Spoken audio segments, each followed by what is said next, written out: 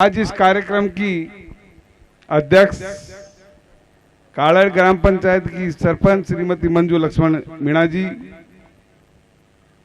इस कार्यक्रम की विशिष्ट अतिथि अलवर की उप जिला प्रमुख सम्माननीय ललिता जी, इस कार्यक्रम के विशिष्ट अतिथि श्रीमान SR मीणा जी, थानागाजी पंचायत समिति के प्रधान भाई JP मीणा जी, सम्मानित मंच, आसपास के गांव के मेरे आदरणीय बुजुर्गों, नौजवान साथियों, आदरणीय बंधुओं,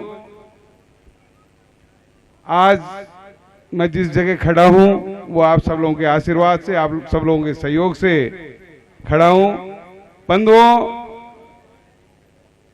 मेरे से पहले मेरे पूर्व वक्ता जो विकास को लेकर के चर्चा कर रहे थे, मैं निवेदन करना चाहूंगा कि 5 साल तक इस नटाटा गांव में मैंने समय निकाला है।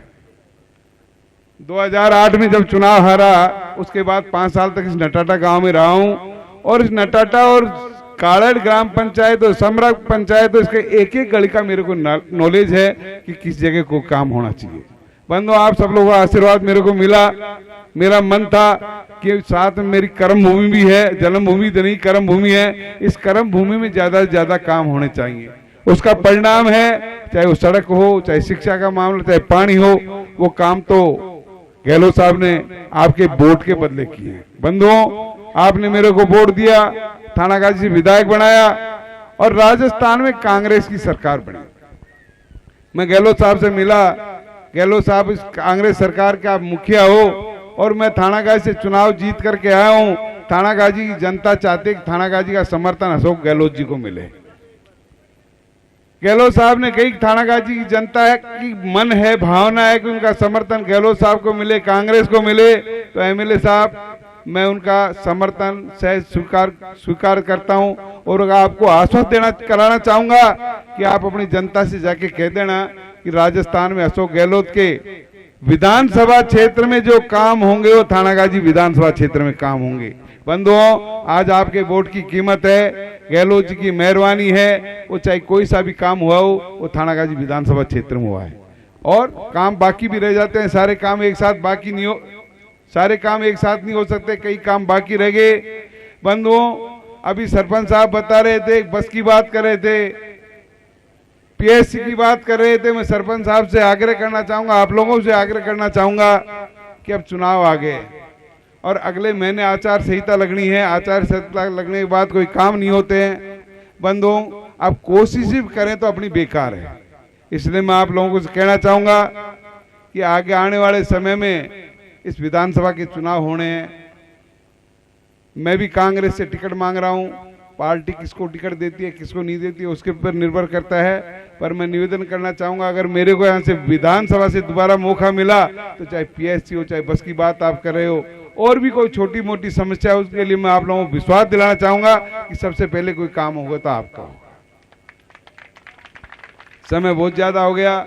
आप लोगों ने बुला करके मेरा और मेरे साथियों का जो स्वागत, सम्मान, सत्कार किया, उसके लिए मैं तहे दिल से आप सब लोगों का बहुत बहुत आभार व्यक्त करना चाहूंगा। और पुनः आपको मैं आग्रह करना चाहूंगा कि चुनाव है, हर 5 साल में आते हैं।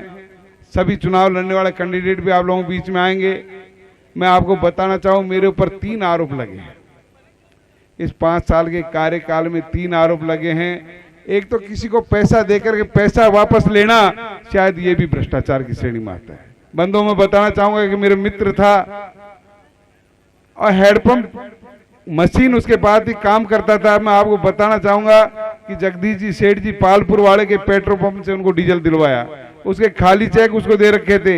एक थानागाजी से उसको डीजल दिलवाया और पैसा लेना ही भ्रष्टाचार हो गया। इस चक्कर में मेरे दोनों छोरे जेल चले गए। मैं आपको आश्वस्त करना चाहूंगा कि आप इस चीज की ट्राई करना। अगर मेरे छोरे भ्रष्ट हैं तो मैं भी भ्रष्ट हूं। अगर ये आपको लगे मैंने भ्रष्टाचार किया तो मेरे को वोट मत देना।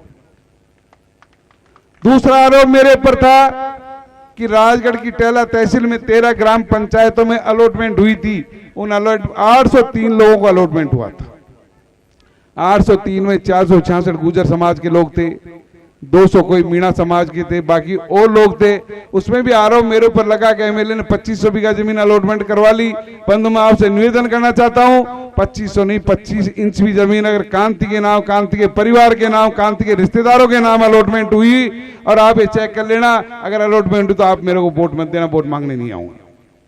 मैं निवेदन करना चाहूंगा कि वो जमीन भी फिर आरोप लगाने लगे, करोड़ों रुपए एसडीएम और एमएलए मिलकर के करोड़ों रुपए खा गए। बंधु वो सारी अलॉटमेंट कैंसिल हो गई। 803 लोगों की अलॉटमेंट कैंसिल हो गई। 466 गुजर जिनको अलॉटमेंट हुई, चलो मीणे तो मेरे श्रम की वजह से मेरे पैसे नहीं मांगे और समाज मेरे से पैसा नहीं मांगेगी, पर गुजर समाज मेरे को पैसा क्यों छोड़ेगी।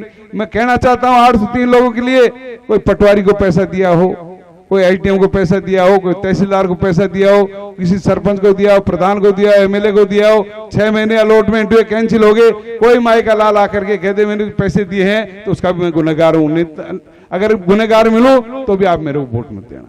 बंधुओं, आरोप लगाना आसान है, आरोप हर आदमी लगाता है, निर्णय आप लोगों को करना है। मैंने भी उस दिन से, जिस दिन से मेरे छोरे बंद हुए, उस दिन कसम खा ली मैं माला नहीं पहनूंगा, रंगीन फेटे नहीं बांधूंगा, सर पे कफन बांधूंगा और कफन बांध करके चुनाव आप लोगों के बीच में आकर के लड़ूंगा। अगर आप लोगों ने आशीर्वाद दिया तो दोबारा मैं माला पहनूंगा, रंगीन फेटे बांधूंगा। अगर आप नहीं दे, कोर्ट देगी तो मैं बांधूंगा। बंधुओं, आरोप लगाना बहुत बड़ी बात है। पैसे मेरे को उस वक्त मिले थे जब गहलोत जी की सरकार गिरने जा रही थी, जब भी बहुत पैसा मिल रहा था। अगर पैसा लेना तो उस वक्त देता। आपको मैं बताऊं, हजारों ट्रांसफर मैंने थानागाजी विधानसभा क्षेत्र में सभी समाजों के करवाए। कोई बंधु एक भी कह दे कि पैसा लिए चाय पी तो भी मेरे को चैलेंज, आप लोगों को चैलेंज करता हूं। बंधुओं, अभी चुनाव आ रहे हैं, किसको टिकट मिलेंगे किसको नहीं मिलेंगे अगले महीने आप लोगों को पता पड़ेगा। उसके बाद में आपको निर्णय करना है, वोट देना है नहीं देना है। लेकिन मेरे ऊपर जो आरोप लगे हैं उनके लिए मैं आपसे निवेदन करना चाहूंगा, इन आरोपों को तलाश करना, अगर सही है तो मेरी मदद करना, नहीं सही है तो मेरी मदद करना। आप लोगों ने बुलाया, मेरे को आशीर्वाद दिया, इसके लिए मैं आप लोगों का बहुत बहुत तहे दिल से आभार व्यक्त करता हूं। हेलो, बहुत बहुत धन्यवाद विधायक साहब जी। विधायक साहब जी के लिए मैं 2 लाइनें कहना चाहूंगा कि मुस्कुराहट का कोई मोल नहीं होता, कुछ रिश्तों का कोई तोल नहीं होता। लोग तो मिल जाते हैं हर मोड़ पर हर कोई आपकी तरह अनमोल नहीं होता, हर कोई आपकी तरह अनमोल नहीं होता। और इसी के बीच में और अपना एक लास्ट स्पीच बच रहा है, उसके बाद में आपका रंगारंग प्रोग्राम चालू होने जा रहा है। उस रंगारंग प्रोग्राम का शांतिपूर्ण और शांति से आनंद लीजिए। इसके लिए मैं आमंत्रित करना चाहूंगा सियाराम जी नेड़ा जी, अपना उद्बोधन करके भाषण स्पीच कीजिए। सियाराम जी नेड़ा जी आइए। हेलो हेलो, सियाराम जी नेड़ा जी। सभी हमारे अतिथिगण,